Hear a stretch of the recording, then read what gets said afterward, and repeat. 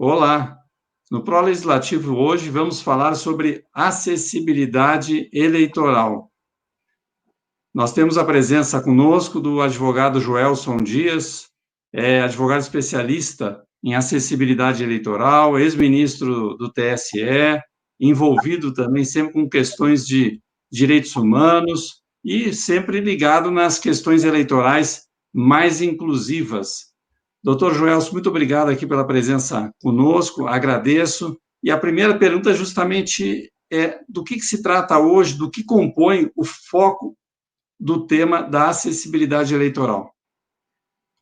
Olá, Sérgio. Olá a todas, todos que nos assistem. Eu sou o Joelson Dias, cabelos pretos, pele clara, uso óculos, estou de barba, uma camisa branca com listras verticais marrons e um terno escuro em um ambiente com uma parede branca ao fundo. Este é um importante recurso de acessibilidade, Sérgio, que juntamente com o Jaderson Vasconcelos, o nosso intérprete de Libras, permite a todos e todas, cegos e cegas, surdos, surdas, que nos acompanham, participar na mais absoluta condição de igualdade, acompanhando todos os detalhes, exatamente como os demais participantes. E são esses os recursos de acessibilidade que se espera partidos, candidatos, candidatas possam adotar também nessas eleições 2020. Nós temos mais de 46 milhões de brasileiros e brasileiras, portanto, 24% da nossa população, que se apresentam como pessoas com deficiência ou algum tipo de impedimento ou mobilidade reduzida.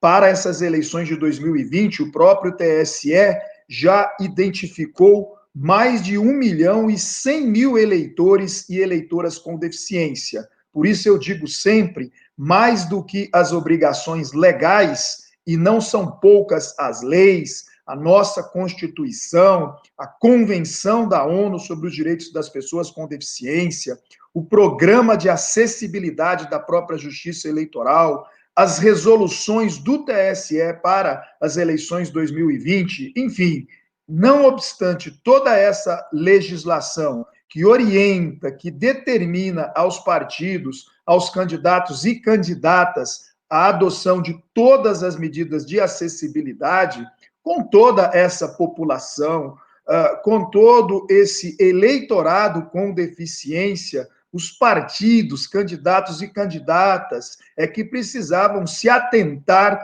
e perceber o público à sua disposição para a apresentação das suas propostas, dos seus projetos, das suas promessas de campanha, contando que, em formato acessível, com a Libras, com a janela, né, com o intérprete de Libras, com a legenda, com a audiodescrição, com a descrição dos cards, sempre que faz um convite, sempre que divulga uma imagem, seria com a adoção de todos esses recursos de acessibilidade, muito mais acessível, portanto, a propaganda, toda a divulgação dos partidos, dos candidatos e candidatas para alcançar o público em geral, mas com esses recursos de acessibilidade, também todos esses eleitores e eleitoras com deficiência.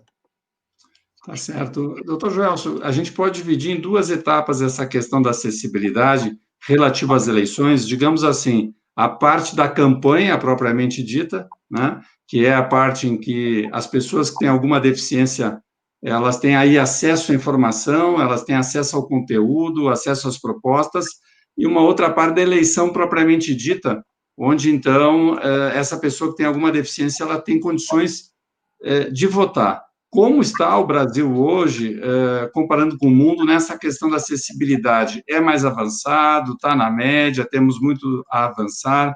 Qual a sua visão?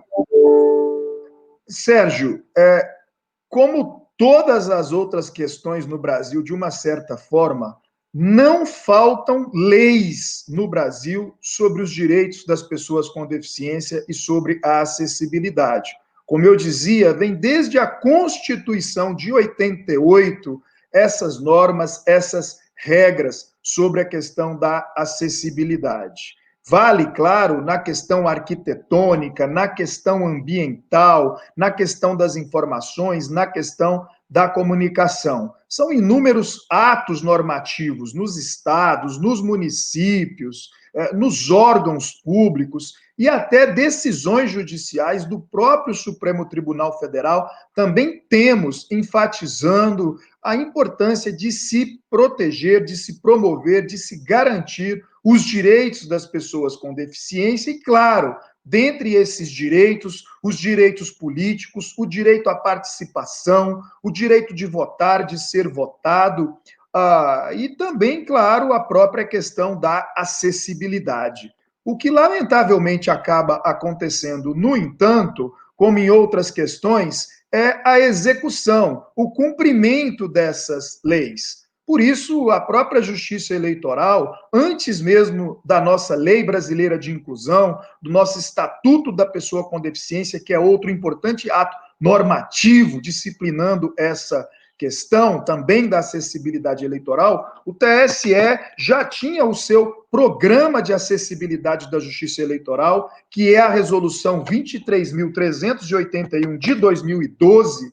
Tudo isso está muito acessível na página do TSE na internet, na aba Eleições 2020, nós temos todas essas normas. Programa esse que, pela sua enfim, antecedência, pelo seu ineditismo, até mesmo em relação à Lei Brasileira de Inclusão, foi até premiado em 2019 na Áustria, reconhecido como uma das boas práticas mundiais de implementação da Convenção da ONU. E é nesse programa que nós temos, então, enfim, a previsão de como a Justiça Eleitoral pode e deve adotar medidas para equiparar oportunidades no exercício da cidadania também aos eleitores com deficiência ou mobilidade reduzida e, por isso, promover ali tudo que se fizer necessário para esse acesso mesmo amplo e restrito, com segurança, com autonomia, com independência às pessoas no processo eleitoral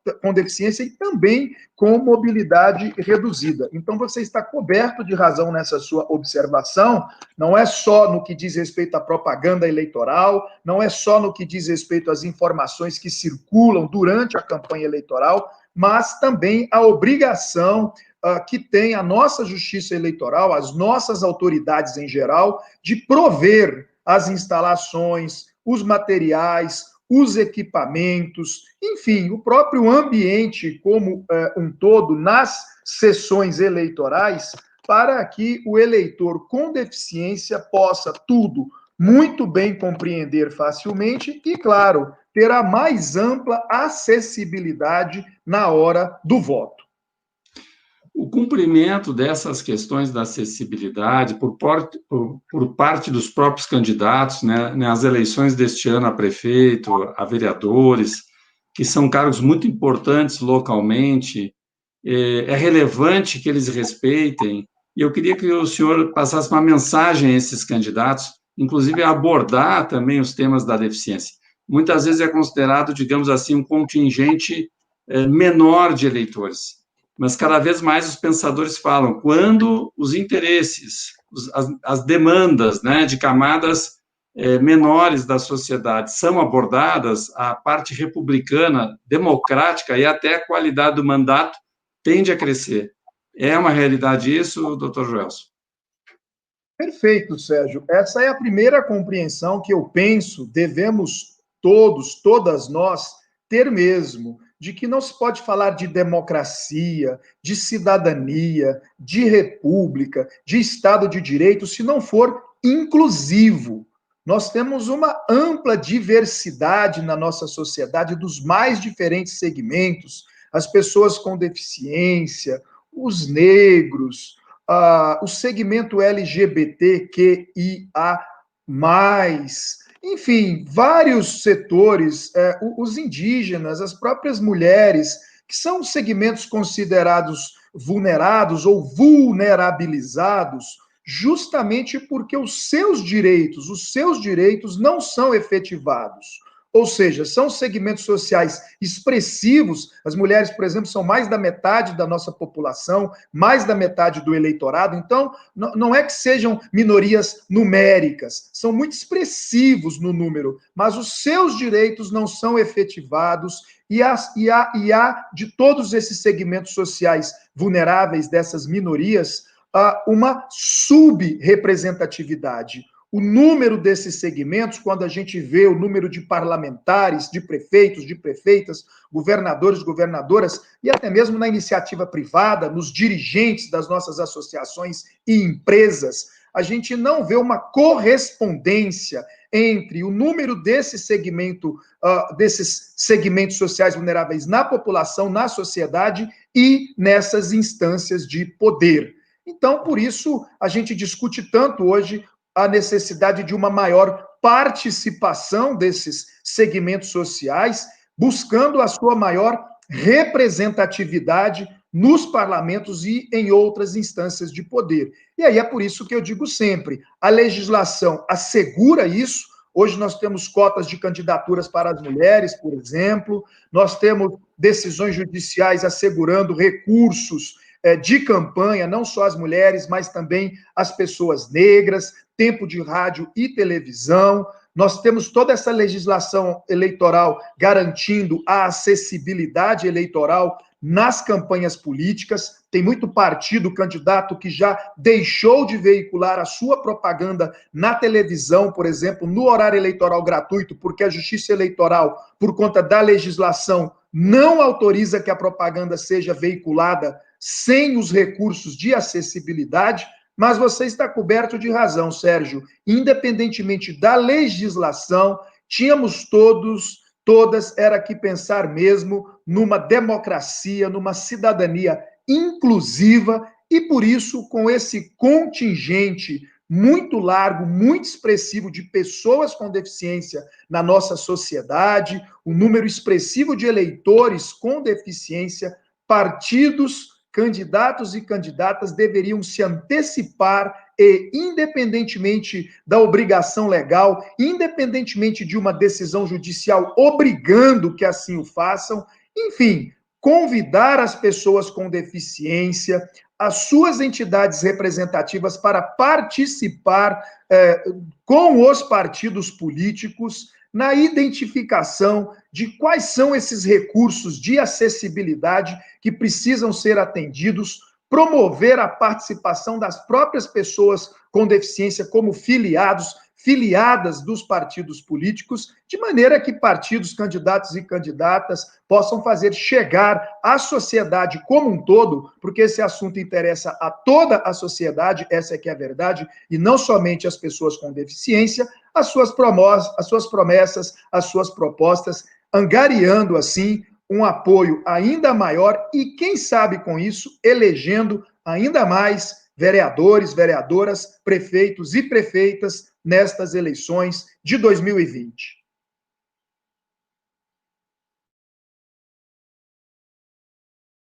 Podemos dizer, talvez, doutor Joelson, já aí para finalizando aqui o nosso tempo, uma última questão, que até o respeito do candidato e a questão da acessibilidade eleitoral do partido e também, né, a importância que ele dá aos direitos dos deficientes, da pessoa com deficiência, pode ser um critério de qualidade na hora do voto, já que prefeituras e câmaras municipais pelo Brasil inteiro têm muito a avançar na questão da acessibilidade.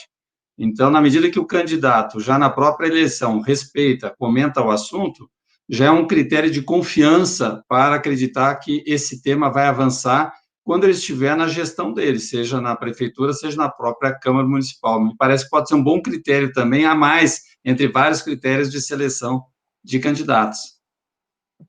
Perfeito, Sérgio. É o que a gente fala da democracia ou da representatividade descritiva, simbólica, mas principalmente substantiva. E os candidatos, candidatas, os partidos devem se atentar para isso. Com esse expressivo número de pessoas com deficiência e suas famílias, 46 milhões de brasileiros e brasileiras, as pessoas com deficiência estão muito atentas nessa questão da acessibilidade. A própria forma de o candidato se referir à pessoa com deficiência, valorizando assim a sua dignidade humana, as propostas que candidatos e candidatas têm apresentado para fazer valer os direitos das pessoas com deficiência, quais são as ações, quais são os programas, qual o orçamento que o candidato, a candidata pensa priorizar se eleito, se eleita for.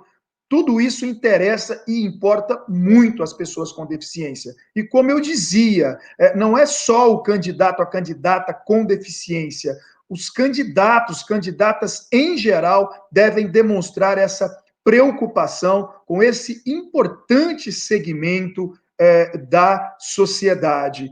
Demonstrar essa preocupação em como efetivar toda essa legislação que temos de garantia dos direitos das pessoas com deficiência, a Convenção da ONU, a Lei Brasileira de Inclusão ou o Estatuto da Pessoa com Deficiência, a legislação estadual, a legislação municipal. Como estão as entidades representativas das pessoas com deficiência no seu município? Como estão os conselhos municipais? Não só de direitos humanos, de educação, de saúde, de assistência social, mas como estão os conselhos municipais de defesa dos direitos da pessoa com deficiência. O seu município tem esse conselho? Funciona? É efetivo? Os participantes desse conselho estão capacitados? Os servidores têm qualificação e capacitação? Há orçamento destinado para a efetiva participação desses conselhos? Esses conselhos têm participado na definição e fiscalização das políticas públicas municipais de garantia e efetivação dos direitos das pessoas com deficiência?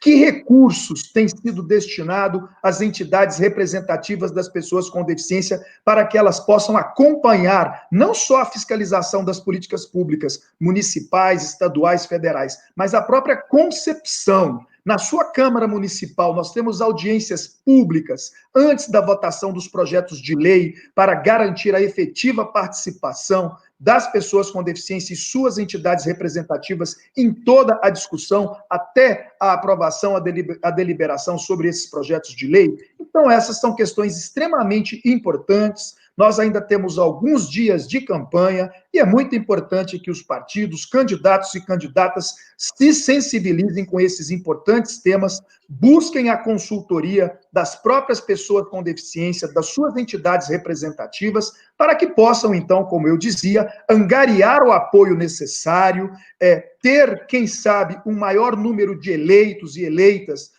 justamente porque se preocupou também com a efetivação, com a garantia dos direitos das pessoas com deficiência e depois, claro, sempre com a consultoria das próprias pessoas com deficiência, das suas entidades representativas, exercer um bom mandato, pensando em políticas, ações e programas voltados também para este importante tema, este assunto tão atual que é o da efetivação dos direitos das pessoas com deficiência, sua maior participação política, sua maior representatividade e, claro, também uma maior acessibilidade eleitoral e política.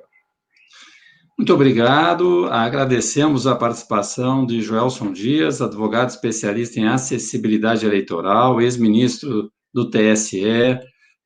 Você pode encontrar mais conteúdos a respeito desse tema nas redes sociais do Dr. Joelson Dias, pelo Instagram, pelo Facebook, pelo LinkedIn. Inclusive, nessa semana está sendo lançado o Dicionário das Eleições, onde o Joelson Dias é um dos autores, com uma série de verbetes a respeito da questão das eleições como um todo, e justamente ele contribui com os verbetes dessa área da legislação eleitoral. Você pode colocar Dicionário das Eleições na barra de procura do seu buscador e aí você vai encontrar. Muito obrigado, agradeço a participação, também a participação aqui do Jaderson Vasconcelos, nosso intérprete de Libras, nessa gravação aqui comigo em São Paulo, Dr. Joelson em Brasília, nosso intérprete de Libras no Rio de Janeiro. Muito obrigado, Dr. Joelson.